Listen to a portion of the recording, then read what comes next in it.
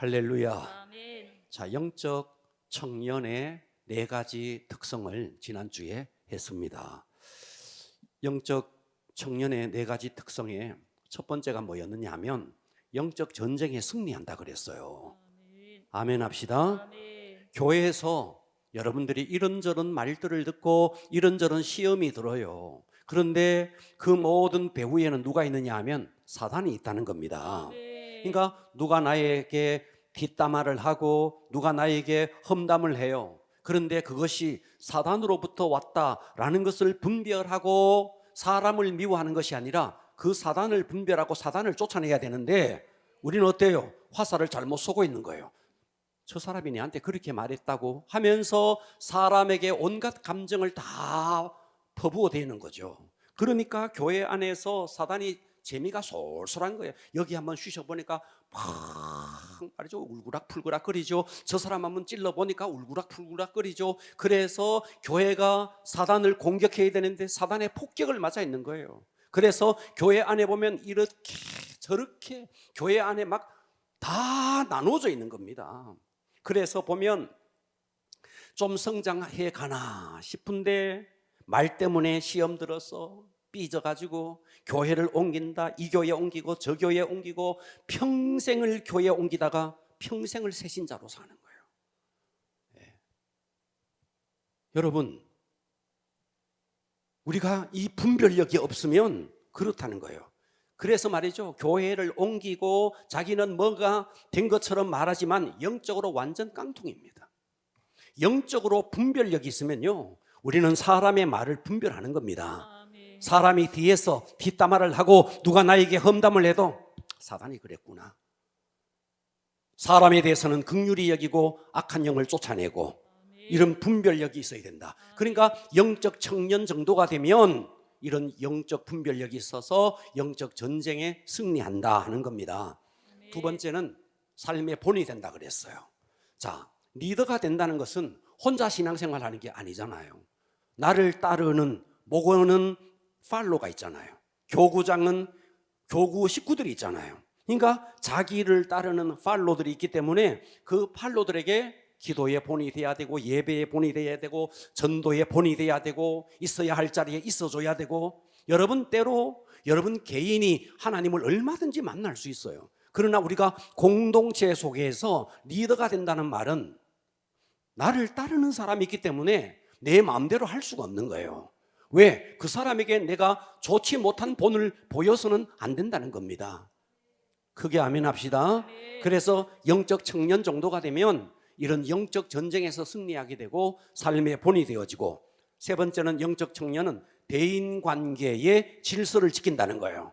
자, 내가 교회에서 영적 청년이지만 교회 안에서 나이로 봤을 때는 얼마든지 나보다가 연세가 더 많이 드신 분이 있을 수 있죠. 근데 내가 리더인데 하면서 연세 드신 분들에 대해서 함부로 말할 수 없는 거죠. 그래서 나이가 많으신 분들은 아비에게 대하듯 어미에게 대하듯 또 연배가 비슷하면 형제에게 대하듯, 그리고 여성도들에게는 자매에게 대하듯, 그리고 목회자에게는 목회자로서 선을 넘지 말고, 이거 아멘 하셔야 됩니다. 콱콱 선 넘어오면요 굉장히 힘들어요. 선을 넘지 말라는 거예요. 지켜야 될 그 선을 지키면서 친해지자고요. 좀 친해지면 함부로 막 선을 막 넘고 들어오면 힘들어지죠. 서로가 힘들어지는 거죠. 자, 네 번째는 자족하는 마음이 있다 그랬어요. 그래서 성경이 뭐라 그랬어요? 먹을 것과 입을 것이 있으면 족한 줄로 알아라. 세상에 많은 사람들이 예수를 믿는다 하면서도 물질의 노예가 되어 사는 겁니다.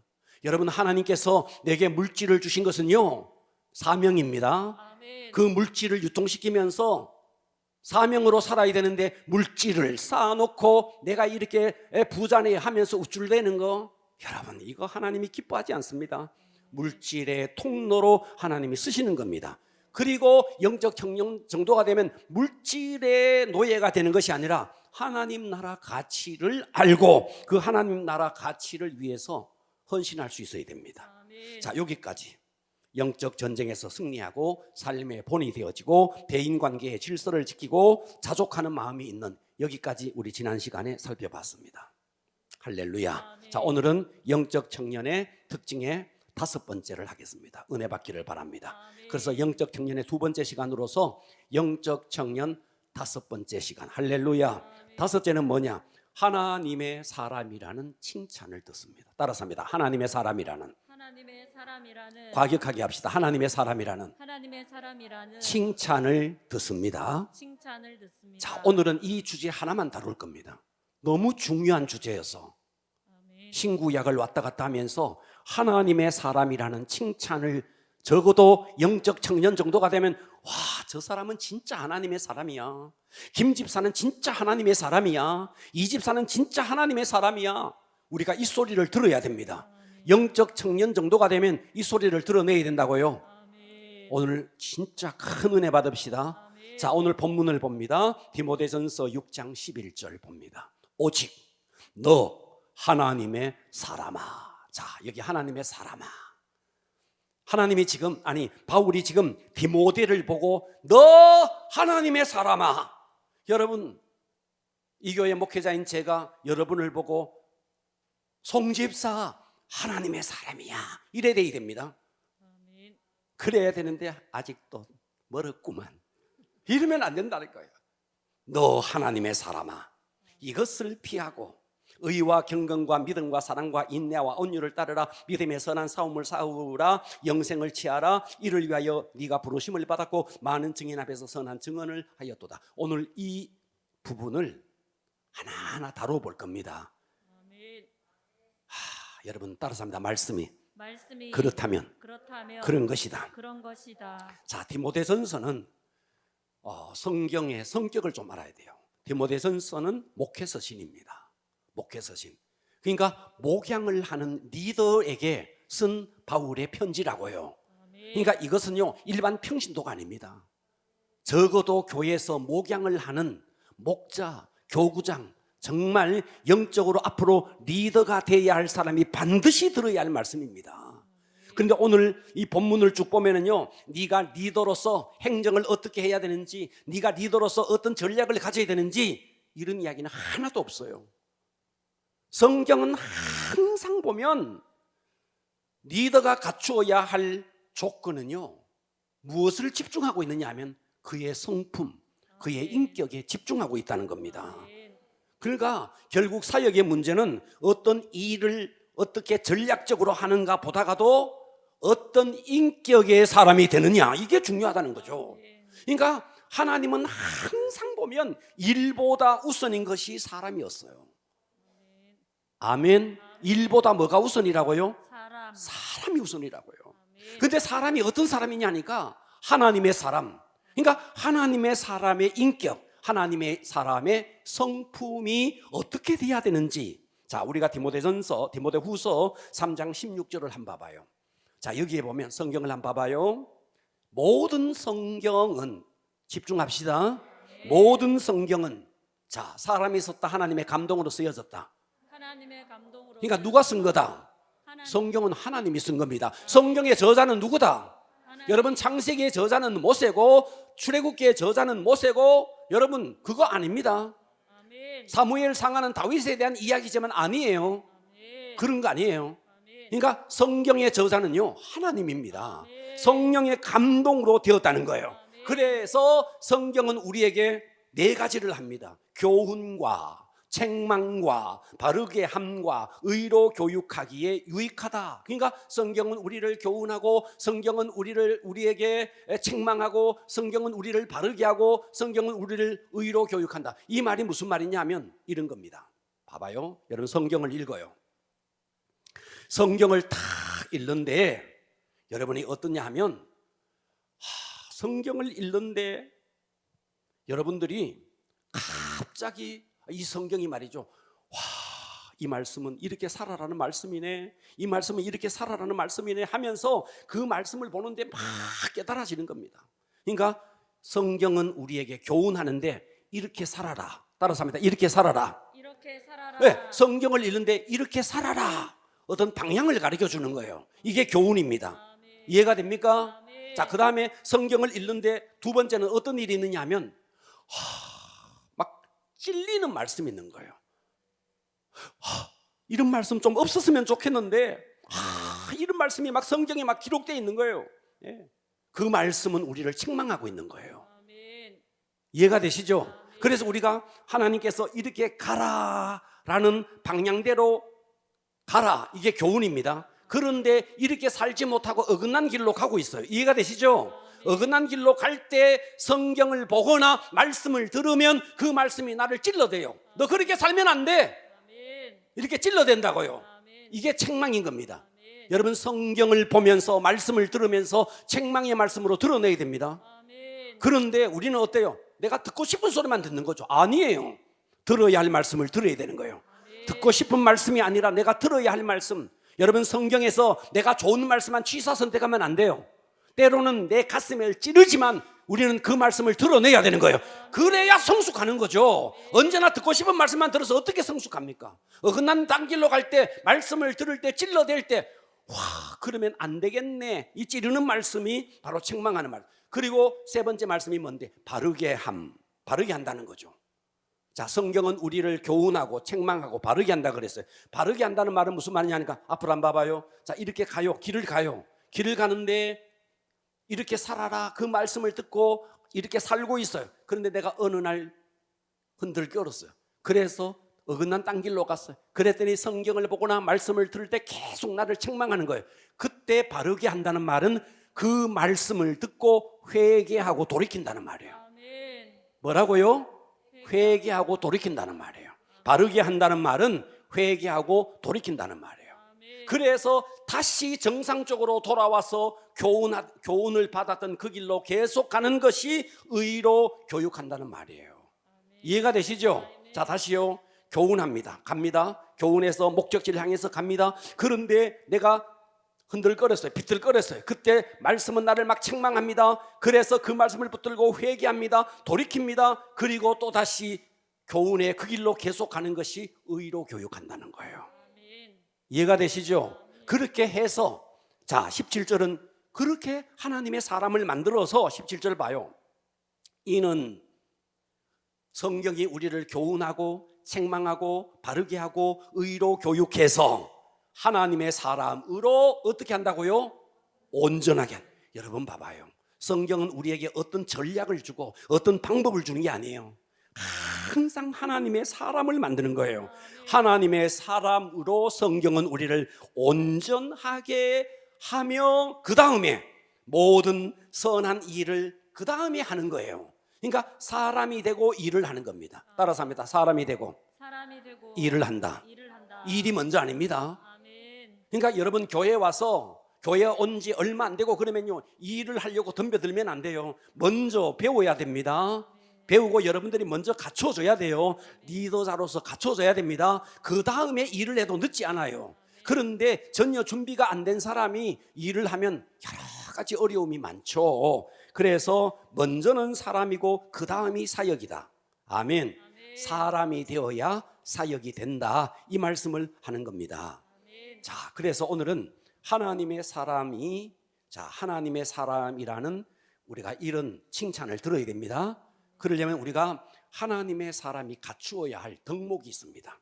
하나님의 사람이 갖추어야 할 덕목, 오늘 5가지를 할 건데요. 오늘은 이 한 주제만 다룹니다. 은혜 받읍시다. 따라서 합니다. 하나님의 사람이 갖추어야 할 덕목. 다시 한 번 더요. 하나님의 사람이 자막 띄워주세요. 하나님의 사람이 갖추어야 할 덕목. 오늘 이거 다룹니다. 첫 번째입니다. 돈과 정욕을 피해야 됩니다. 하나님의 사람은 돈과 정욕을 피해야 됩니다. 자, 디모데전서 6장 11절 한번 봐봐요. 오직, 잘 들으세요. 오직 너 하나님의 사람아, 이것을 피하래요. 이것을 피하래요. 이것을 피하라라는 말은 11절이잖아요. 9절부터 10절이 이것이에요. 이해가 되시죠? 자, 일단 여기서 한번 봅니다. 6절 한번 봐봐요. 6절. 오직 너 11절 봅니다. 오직 너 하나님의 사람아, 이것을 따라서 합니다. 피하고. 이 피하는 게 뭐냐 하면 이제 9절로 가볼게요. 9절 한번 봐봐요. 부하려 하는 자들은 돈을 추구하는 자들이라는 거예요. 부하려 하는 자들은 시험과 올무와 여러 가지 어리석고 해로운 욕심에 한번 따라서 합니다. 떨어지나니. 자, 떨어진다라는 말이 있어요. 떨어진다. 그 다음에 곧 사람으로 파멸과 멸망에 따라서 합니다. 빠지게 하는. 떨어진다, 빠진다라는 동사가 나와요. 이게 동사로 쓰여졌습니다. 떨어진다, 빠진다. 이 말은 무슨 말이냐면요, 그릇된 어떤 대상에게 완전히 사로잡혀 있다는 말이에요. 떨어진다, 그 다음에 빠진다라는 말은, 자 봐봐요. 자 여기 지금 펜이 있습니다. 펜이 있습니다. 자, 이 펜은 저에게 사로잡혀 있습니다. 맞아요? 그래서 제가 이걸 가지고 종이에다가 글자를 써요. 대구 열방교회라고 써요. 펜이 쓴 게 아니에요. 제가 쓴 거예요. 맞아요?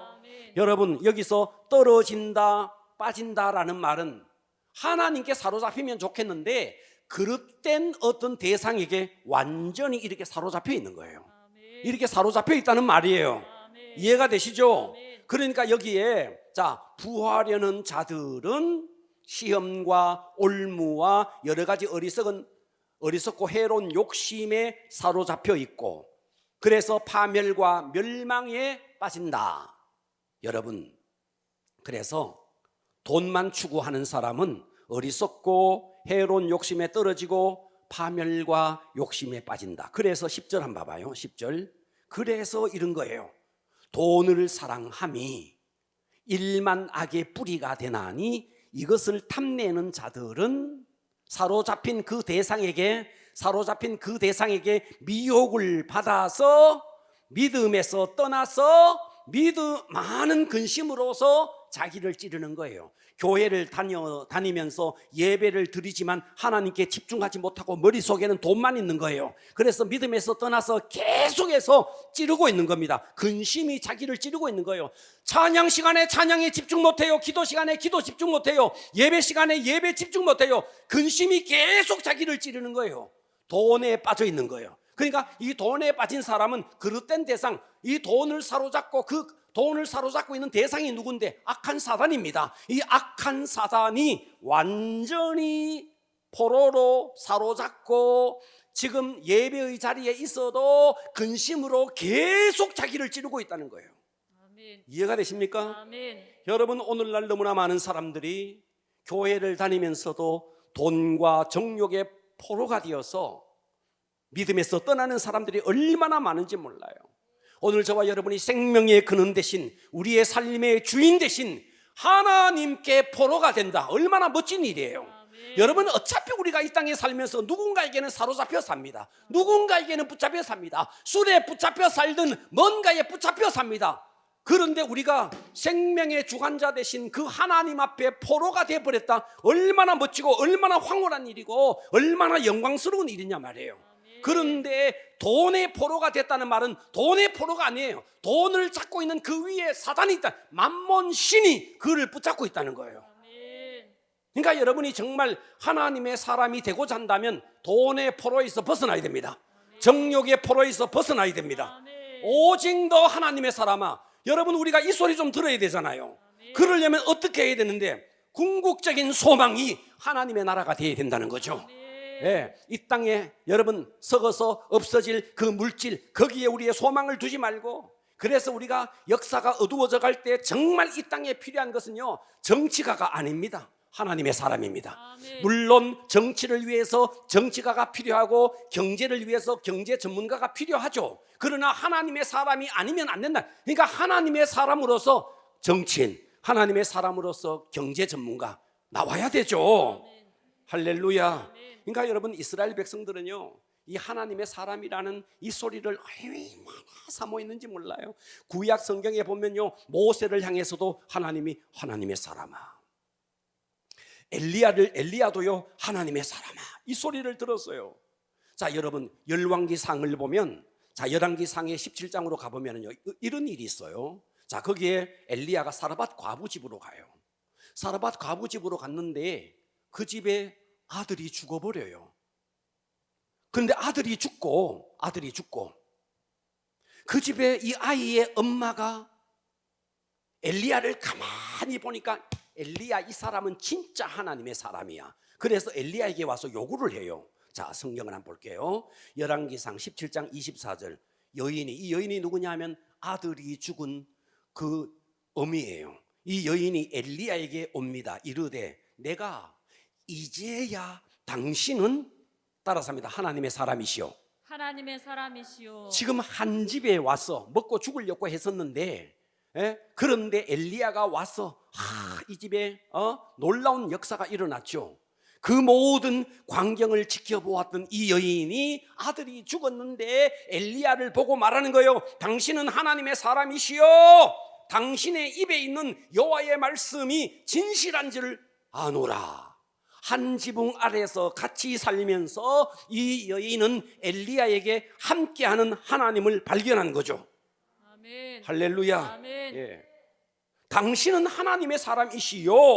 당신의 입에 있는 여호와의 말씀이 진실한 줄 아노라. 이 얼마나 두렵고 아름다운 고백입니까? 아멘. 여러분 저도요. 예? 차라리 어디 부흥회 가가지고 어디 세미나 가가지고요 존경받기 쉬워요. 목사님 은혜 받았습니다. 도전 받았습니다. 어쩌고 저쩌고. 목사님 멋있습니다. 미안합니다. 여러분은 전혀 그렇게 생각 안 하는데 이런 말을 해서 바깥에 나가면 그런 소리를 가끔씩 들을 때가 있다고요. 바깥의 사람들에게 존경받는 거는요 어렵지 않아요. 그런데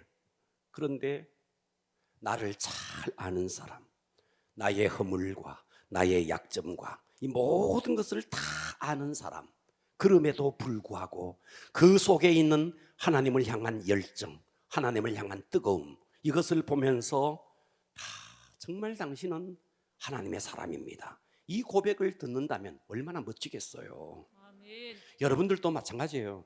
여러분 같은 교회에서 10년, 20년, 30년 신앙생활 하면요 미천 다 드러납니다. 다 드러나요. 예수님이 다 압니다. 모를 것 같아요. 다 알아요.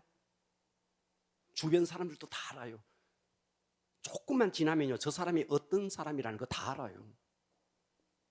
10년, 20년 하면요 다 압니다. 다 압니다. 그러니까 그것도요 같은 목장 식구가 되고 같은 교구만 되면요 더 압니다. 더 어마무시하게 압니다. 뭐 하면 삐지고 어떤 거 다 압니다. 이렇게 가장 가까운 신앙생활을 하는 사람들 속에서 저 사람은 진짜 하나님의 사람이야. 이야, 여러분 이 소리를 들어야 됩니다. 그러려면 우리가 첫 번째 갖춰야 될 게 뭔데? 돈을 초월할 수 있어야 됩니다. 돈에 사로잡혀 있으면요 돈의 노예인 거예요.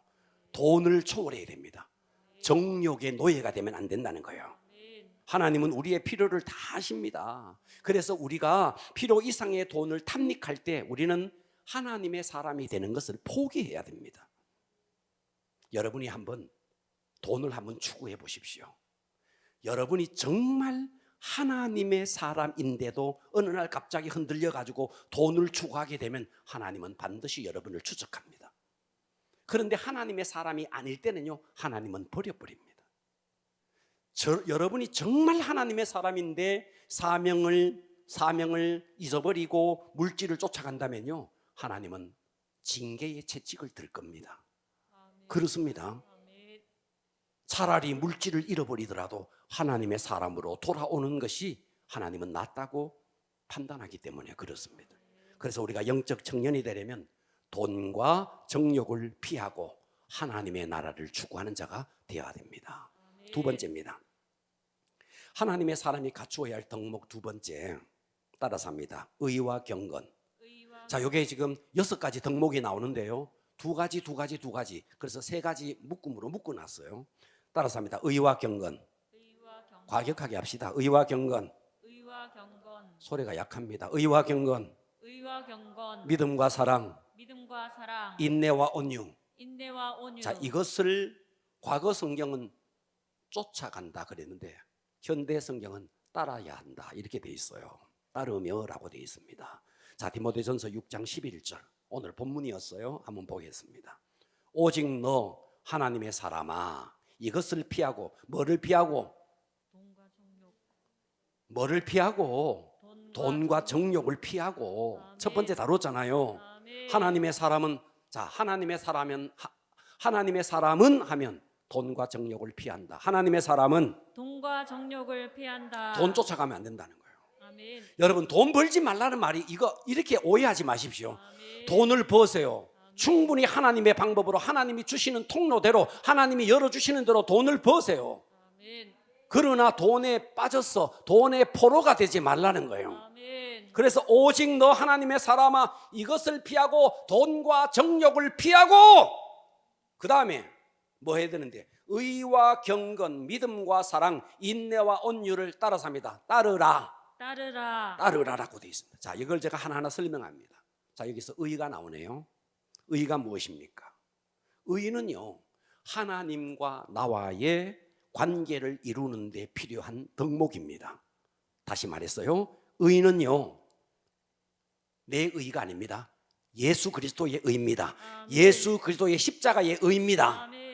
여러분 우리는 이 예수 그리스도의 십자가의 의로 구원받고 하나님의 자녀가 되고 천국 백성이 됐잖아요. 아멘. 그렇습니까? 아멘. 그러니까 이 의는 여러분이 예수 그리스도를 믿는 순간에 하나님이 너 의롭다 이렇게 칭해 준다는 거예요. 아멘. 그러니까 의는 하나님과의 관계죠. 맞아요. 아멘. 두 번째 경건이 있어요. 경건은 뭐냐? 경건은 하나님과의 관계 역시 필요한 덕목인데 하나님을 향해 나가는 따라서 합니다. 삶의 자세. 삶의 자세. 다시요. 의는요 예수 그리스도를 믿음으로 이미 우리는 얻었습니다. 아멘. 맞아요. 아멘. 두 번째 경건은요 의를 얻은 사람이 예수 그리스도의 십자가의 공로를 통해서 의를 입은 사람이 칭의된 사람이 하나님을 향해서 나가는 삶의 자세가 경건이라고요. 아멘. 이해가 되시죠? 아멘. 그래서 여기서 의와 경건은 하나님과의 관계에 필요한 덕목입니다. 아멘. 자, 그 다음에 믿음이네요. 믿음은 여기서 말하는 믿음과 사랑은요 인간관계에 필요한 덕목입니다. 아멘. 인간관계. 그래서 여기서 믿음은요 하나님을 믿는 믿음이 아니고 사람에게 신뢰받는 사람을 말합니다. 아멘. 여러분 사람에게 신뢰 못 받으면 안 돼요. 저 사람은 진짜 진국이야. 아멘. 진국. 응? 진국이야. 저 사람은 진짜 믿음에 있어서 진국이야. 사람들이 그렇게 믿어줘야 되는 거예요. 아멘. 저 사람은 진짜 믿을 만한 사람이 못 돼. 이러면 안 된다는 거죠. 그래서 여기서 믿음은 그런 믿음이에요. 그 다음에 사랑. 이 사랑은 뭔데? 희생적인 삶을 통해서 이웃을 섬기는 거예요. 그러니까 믿음은 신뢰받는 것이고 사랑은 섬기는 겁니다. 그러니까 믿음과 사랑은 사람과의 관계입니다. 그렇습니까? 아멘. 의와 경건은 하면 하나님과의 관계. 의와 경건은 하나님과의 관계. 의와 경건은 하나님과의 관계. 믿음과 사랑은 사람과의 관계. 사람과의 관계입니다. 사람에게 신뢰받고 사랑으로 섬기는 그런 사람. 이것을 우리가 추구해야 된다는 거죠. 자, 그 다음에 인내와 온유입니다. 자, 인내와 온유는요, 이 인내와 온유의 덕목은 사건과 상황과 관련됩니다. 사건과 상황. 자, 다시요. 의와 경건은 하나님, 믿음과 사랑은 사람, 그 다음에 인내와 온유는 나에게 닥친 어떤 상황, 나에게 덮친 어떤 사건과 관련이 있습니다. 아멘. 이해가 되십니까? 아멘. 자, 예를 들어볼게요. 여러분이 지금 사업을 하는데 어떤 사람이 와서 굉장히 여러분의 사업에 물질적인 손해를 끼쳤어요. 그럴 수 있잖아요. 물질적인 손해를 끼쳤어요. 그 사람 때문에 굉장히 사업에 어려움이 생겼어요. 이런 상황이 펼쳐졌다고요. 이런 사건이 일어났다고요. 아멘. 자, 두 번째, 여러분이 출근을 해서 가는데 어떤 차가 팍 끼어들어서 교통사고가 났어요. 이런 사건, 이런 상황이 벌어졌어요. 이런 사건과 이런 상황 속에서 하나님의 사람은 어떻게 대처해야 되느냐 하는 것이 인내와 온유입니다. 아멘. 그래서 인내는 뭔데? 그 상황 속에서 하나님의 사람답게 오래 참으면서 온유함으로 대하는 거예요. 여러분, 온유하다는 말은요, 나약하다는 뜻이나 혹은 얌전하다 이런 뜻이 아닙니다. 온유라는 말은요, 제가 이건 여러 번 설명했어요. 저 산에 막 야생마들이 막 뛰어다니는데 얼마나 힘이 있습니까? 그런데 그 야생마를요, 길을 들었어요. 그래서 승마를 하는 사람에 의해서 딱 길이 들여져서 준마가 되었어요. 그래서 온유는요, 강한 자가 가지고 있는 덕목입니다. 아멘. 그래서 내가 정말 강하지만 이 사건 속에서 전에 같으면 그냥 한마디 팍 하고 그럴 수 있는데 하나님의 사람답게 오래 참고 온유함으로 대하는 태도, 이런 상황과 사건 속에서 그러는 사람이 하나님의 사람이라는 거죠. 아멘. 할렐루야. 아멘. 여러분이 적어도 영적 청년 정도가 됐다면 어떤 사건이 탁 벌어졌을 때 이렇게 할 수 있어야 됩니다. 억울한 상황에 부딪히고 손해보는 상황에 부딪혔을 때 영적 청년이라면 예수님은 이럴 때 어떻게 했을까? 이걸 생각하면서 그 상황 속에서 인내하며, 따라서 합니다. 인내하며. 인내하며. 인내를 해야 돼요. 아멘. 급하게 하면 안 돼요. 인내하며. 아멘. 그 다음에 어떻게 하는데? 온유함으로 대하라는 거예요. 아멘. 여러분, 이거 쉽지 않죠? 자, 의와 경건은 하나님과의 관계, 거기에서 흔들림이 없어야 되고요.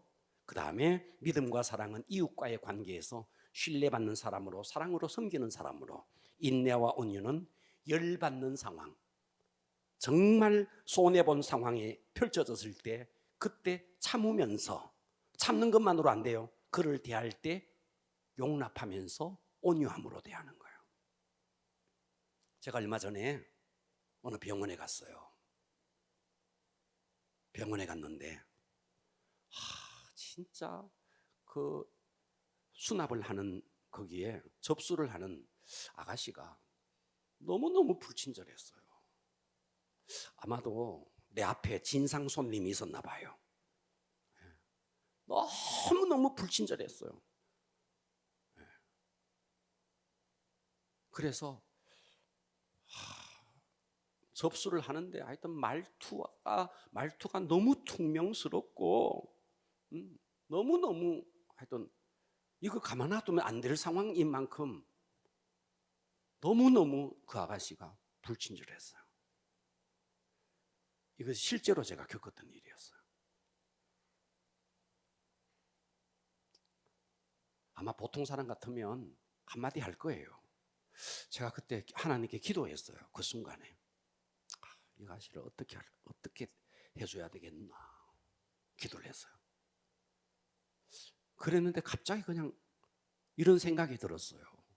이 아가씨가 오늘 진상 손님을 만나거나 아마 그때도 보니까 손님이 너무 많았어요. 일이 굉장히 많았겠죠. 여러 가지 힘든 일이 있었겠죠. 그래서 제가 그 아가씨를 보면서 이렇게 이야기했어요. 아가씨, 오늘 무척 힘든 일이 있었는가 봅니다. 제가 그렇게 이야기했어요. 그랬더니 그냥 가만히 있더라고요. 그래서 마침 그때 제 가방에 누구를 주려고, 전도하기 위해서 누구를 주려고 가지고 다니던 초콜릿이 한 통이 있었어요. 이런 통. 초콜릿 한 개가 아니고 한 통, 동글동글한 거 아시죠? 초콜릿 한 통이 있었어요. 그래서 그 초콜릿을 그 아가씨에게 줬어요. 아가씨, 이거 비싼 거예요. 아가씨 혼자만 드세요. 초콜릿을 줬어요. 그리고 제가 이제 거기서 볼일을 다 봤죠. 다 보고 나오는데 엘리베이터에 그 기다리는데 이 아가씨가 따라 나왔더라고요. 따라 나와서 제가 이렇게 이야기했어요. 아까는 정말 죄송했습니다. 제가 본래 그렇게 하면 안 되는데 제가 너무 속상한 일이 있어서 그렇게 했다고. 자, 여러분, 우리가 하나님의 사람이라면요, 우리에게 손해보고 억울한 일을 당하고 열받고 이런 상황 속에서 얼마나 그 상황에 내 감정대로 대하느냐가 아니라 얼마나 인내하면서 얼마나 온유하냐. 하나님의 사람은 그래야 된다는 거예요. 아멘. 세 번째입니다. 하나님의 사람이 갖추어야 할 덕목 세 번째는 믿음의 선한 싸움을 싸워야 한다. 자, 12절 볼게요. 믿음의 선한 싸움을 싸우라 돼 있죠, 그죠? 아멘. 우리가 여기서 믿음의 선한 싸움 그랬을 때는요, 항상 영적 전쟁을 생각해요. 악한 사단과 싸우는 영적 전쟁을 생각하는데, 여기서 믿음의 선한 싸움은 그런 영적 전쟁이 아닙니다. 한 걸음 더 나가서 좀 더 적극적인 표현입니다. 뭐냐 하면 하나님이 기뻐하시는 선한 일을 행하라 이 말이에요. 하나님이 기뻐하시는 선한 일. 이해가 됩니까? 아멘. 그것은 16장 18절에 더 잘 나와요. 6장 18절 한번 봐봐요. 선한 일을 행하고 선한 사업을 많이 하고 나눠주기를 좋아하며 너그러운 자가 되게 하라. 자, 여기서 믿음의 싸움은 하면 선한 일이다 하시기 바랍니다. 믿음의 싸움은, 선한 일이다. 믿음의 선한 싸움은 선한 일이다. 하나님의 선한 일입니다. 아멘. 오늘 제가 이 말씀을 준비하면서, 전에부터 제가 이 감동이 왔어요. 사실은 전에부터 어떤 감동이 왔느냐 하면, 이거 오래전부터 제게 감동이 왔는데 차마 내가 교회 앞에서 이 말을 제가 꺼내지를 못했는데 오늘 한번 꺼내보려고 합니다. 과거에 서해 안에서 기름이 막 유출돼서 정말 많은 사람이 가서 기름을 닦아낸 적이 있습니다. 그죠? 그런 적이 있었어요. 얼마 전에 서울의 강남에 비가 막 쏟아져 가지고 홍수 피해를 입었고, 더 최근에 흰남노에 의해 가지고 포항에 지하실에 차를 대다가 빼라는 말에 들어갔다가 사람이 죽고 어마어마하게 홍수 피해를 입었습니다. 그죠? 아멘. 제가 그 광경을 볼 때마다 항상 제가 감동이 왔어요. 저기 가서 자원봉사자로 좀 자원해서 봉사를 한번 해주고 싶다라는 마음이 전에부터 그 감동이 왔는데 차마 제가 말을 또 못 꺼냈고 해보지를 못했어요. TV에서 이번에도 홍수 피해 때문에 서울에서, 안산에서, 광주에서 자원봉사자들이 2,000명, 3,000명 와서 그 가전제품들 청소해주고 이런 일들을 막 그 자원해서 하는. 그런데 그 속에 예수 믿는 사람도 있겠죠. 그런데 예수 안 믿는 사람들도 와서 그렇게 자원봉사를 하더라고요. 그걸 보면서 우리는 예수 믿는다 하면서도 그냥 강 건너 불구경하고 있는 거예요. 그러잖아요. 우리가 강 건너 불구경 안 됐네 이 정도잖아요. 직접 가서 발로 뛰고 그들과 함께 아픔을 나누고 하지 못했잖아요. 그래서 이번 기회는 지나갔고 다음에 혹시 이런 일이 있으면 저는 제가 한번 가볼 생각입니다. 그래서 우리 성도 가운데 혹시나 저와 함께 자원봉사하기를 원하시는 분은 자원해 주시면 함께 차를 타고 가서 그 현장을 보면서 함께 이 선한 일에 우리가 좀 쓰임 받았으면 해요. 할렐루야. 그래서 우리가 세상에서 돈을 많이 벌었다는 것으로는요, 여러분 세상 승리가 아닙니다. 하나님께서 내게 물질 주시면 그 물질로 뭐 해야 되는데 선한 사업을 해야 됩니다. 그러니까 이것도 선한 사업 그러니까 무슨 고아원 차리고 선한 사업 하니까 그런 거 아닙니다. 물질을 흘려보내는 거예요. 할렐루야. 왜 그런데? 주님 앞에 서는 날 여러분 내가 돈 얼마나 많이 쌓아놨네, 하나님은 그런 거 따지지 않습니다. 중요한 것은 얼마나 하나님 앞에 선한 사업으로 네가 쓰임받았나 이거예요. 여러분 돈의 쓰임서는 그 사람의 신앙의 인격입니다. 보물이 있는 곳에 우리 마음이 있습니다. 세상 사람들은 끝없이 돈을 벌려고 하죠. 그런데 우리는요, 돈을 버는 것도 중요하지만 어떻게 이 돈을 흘려보내야 하느냐, 이게 중요한 것입니다. 제가 이런 장로님을 알고 있어요. 정말 존경스러운 장로님이에요. 이 장로님은 중소기업을 운영해요. 굉장히 사업체가 탄탄했습니다. 탄탄할 수밖에 없어요. 중소기업을 하는데. 왜? 이분이 돈을 쓰는 그 쓰임새를 보면 하나님이 축복하지 않을 수가 없는 거예요. 이분은 자가용을, 어떤 자가용을 타고 다니느냐 하니까 정말 덜덜거리는 자가용을 타고 다니는 거예요. 그 뜨거운 여름에 에어컨을 안 켜는 거예요. 이 장로님의 부인이 권사님인데, 이 권사님은요 하루에 시장을 보는데 새벽 기도에 가서 오늘 시장 볼 거 목록을 기도하면서 목록을 잡는 거예요. 하나하나 쓰면서 혹시나 쓸데없는데 돈이 나갈까 봐 얼마나 아끼는지 몰라. 시장을 보는데도 기도하면서 그 목록을 적어가면서 그렇게 하는 거예요. 그렇게 해서 그렇게 모아서 무엇을 위해서 쓰느냐 하니까 장학재단에 기부를 하는 거예요. 그 예수를 믿는데, 그런데 물질이 없어서 학교 가기가 너무 힘든 사람들, 이런 사람들을 돕기 위해서 장학재단을 설립하고 그 장학사업을 하면서, 그러면서 수많은 선교사들에게 선교사업을 하는 거예요.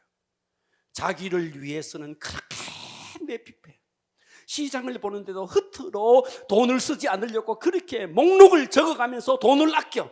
그런데 남을 위해서 쓸 때는 정말 대범하게 물질을 흘려보내는 거예요.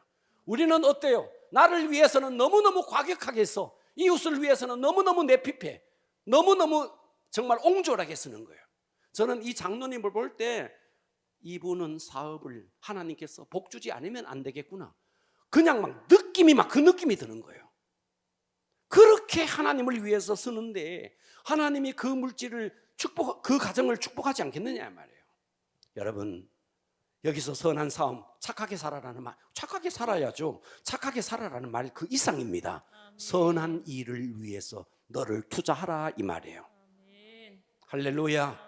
하나님의 사람은 돈과 정욕을 피합니다. 하나님의 사람은 의와 경건, 믿음과 사랑, 인내와 온유를 따릅니다. 믿음의 선한 싸움을 싸우는 겁니다. 할렐루야.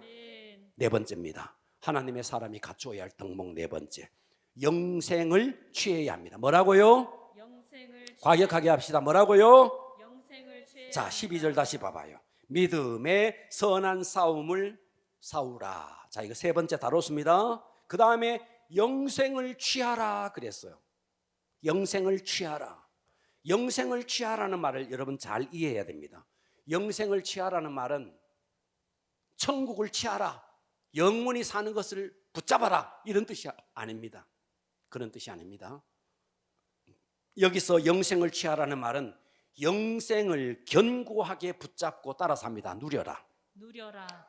따라서 합니다. 영생을 견고하게 붙잡고 누려라는 말이에요. 아멘. 누린다는 말이 뭔데? 누린다는 말은 이겁니다. 누린다는 말은 이거예요. 하나님, 제가 하나님의 선한 일을 위해서, 하나님 나라를 위해서 투자합니다. 내 소망은 땅에 있지 않습니다. 내 소망은 하늘나라에 있습니다 하면서 하나님의 나라를 위해서 사는 게 영생을 누리는 겁니다. 영생을 누린다 그러니까 나는 예수님 십자가의 그 공로를 꿋꿋하게 붙잡고, 그 말이 아니에요. 당연히 예수 그리스도의 십자가의 공로를 힘입어야죠. 여기서 끝나는 것이 아니라 영생을 누린다는 말은 그 영원의 때를 위해서, 영원한 그 영생의 때를 위해서 이 땅에서 그 나라의 소망을 두고 그 나라를 위해서 헌신하고 그 나라를 위해서 투자하는 겁니다. 이게 영생을 누리는 겁니다. 그 이야기를 18절에 또 하고 있는 거예요. 자, 선을 행하고, 아까 봤죠? 선을 행하고 선한 사업을 많이 하고 나눠주기를 좋아하며, 할렐루야. 19절 한번 봐요. 이것이, 그러는 이유가 나오죠. 장래에 자기를 위하여 좋은 터를 사 참된 생명을 취하는 것이니라. 아멘. 단지 구원받은 거 말고 영생의 때에 정말 뭐라 그래요? 쌓아놓은 참된 생명을 취하는 거라는 거예요. 아멘. 여러분, 우리가 이 땅에서 하늘나라에 옮겨놓은 것만이 진짜 내 것이 되는 겁니다. 아멘. 여러분, 이 땅에 쌓아놓은 게 내 거 아니에요. 여러분, 은행에 쌓아놓은 거 여러분 거 아니에요. 하나님의 이름으로 유통시키고 하늘에 쌓아놔야 내 목숨이 끝나는 그날 그것이 진짜 내 것이 되는 거예요. 아멘. 그러니까 영생을 누리는 것은 내가 구원받았네, 영생을 얻었네, 그것을 붙잡는다는 말이 아닙니다. 뭐예요? 장래 자기를 위하여 좋은 터를 쌓아 참된 생명을 취하는 거예요. 영원한 부활체에 들어갔을 때 그때 우리는 판가름이 나는 거죠. 아멘. 이해가 가시면 아멘 합시다. 아멘. 여러분, 우리가 세상에서 좀 잘 살기 위해서 얼마나 사람들이 몸부림칩니까?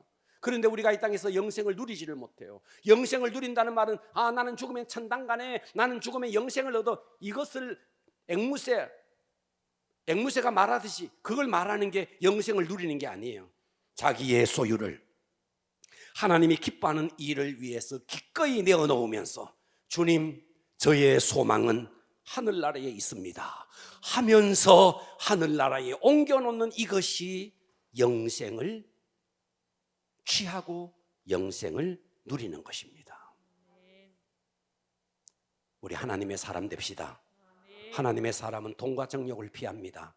하나님의 사람은 의와 경건, 믿음과 사랑, 인내와 온유를 따릅니다. 믿음의 선한 일을 합니다. 영생을 누립니다. 그래서 믿음의 선한 일과 영생은 사실은 비슷한 말이에요. 다섯 번째입니다. 마지막으로 하나님의 사람이 갖춰야 할 덕목 다섯 번째, 따라서 합니다. 흠도 없고 흠도 없고 책망받을 것도 없이 책망받을 것도 없이 명령을 지켜야 합니다. 명령을 지켜야 합니다. 자, 디모데전서 6장 14절 이어지는 성경 구절입니다. 우리 주 예수 그리스도께서 나타나실 때까지, 주님이 나타나실 때까지, 주님이 이 땅에 재림해서 올 때까지 흠도 없고 책망받을 것도 없이 이 명령을 지켜라. 흠도 없고 점도 없고, 이건 주님께 늘 쓰는 말이었죠. 그런데 여기서 이것을 우리에게도 적용하고 있습니다. 그러니까 이 말은 무슨 말이에요? 흠도 없고 점도 없는 예수님이 인정하는 삶. 주께서 나의 삶을 보시고 너 정말 그만하면 됐다. 주님의 인격을 닮아가는 삶. 언제까지? 주님께서 나타나실 때까지, 주님이 재림에 오실 때까지. 그래서 15절에 보니까 기약이 이르면 하나님이 그의 나타내심을 보이시리니. 여러분, 캄캄하다가 여명이 쏙 밝아오는 거 느껴지죠, 그죠?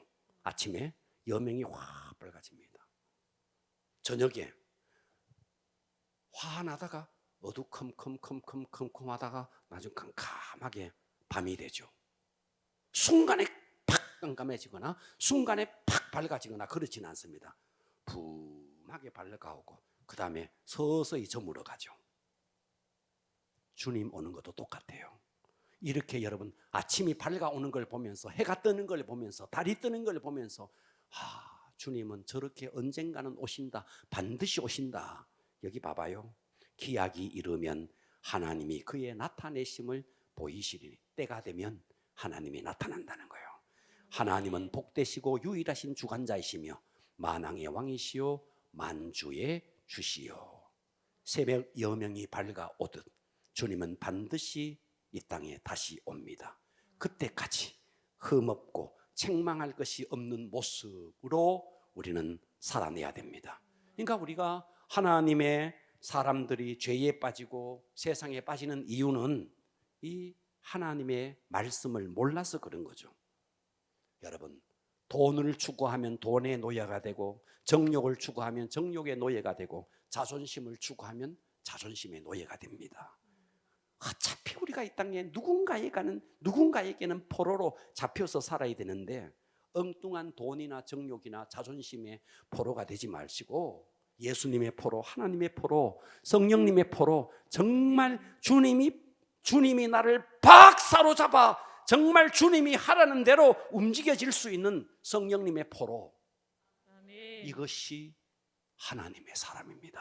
아멘. 오늘 제가 5가지를 이야기했어요. 따라서 합니다. 돈과 정욕을 피하고, 돈과 정욕을 피하고 의와 경건과 의와 경건과 믿음과 사랑과 인내와 온유를 따르고, 인내와 온유를 따르고 선한 일에 물질과 시간을 투자하고 영생을 누리고 영생을 누리고 흠도 없고 점도 없는 하나님이 인정하는 삶을 하나님이 인정하는 삶을 살아내자. 살아내자. 그러니까 교회 안에서 이제 영적 어린 아이, 영적 갓난 아이, 영적 어린 아이를 지나서 영적 청년 정도가 되면 이런 삶을 살아내야 된다는 거죠. 바로 이런 사람이 영적 청년으로서 하나님의 사람이라는 칭찬을 받게 된다는 말씀입니다. 아멘. 할렐루야. 자, 아멘. 오늘 말씀을 붙들고 기도합니다.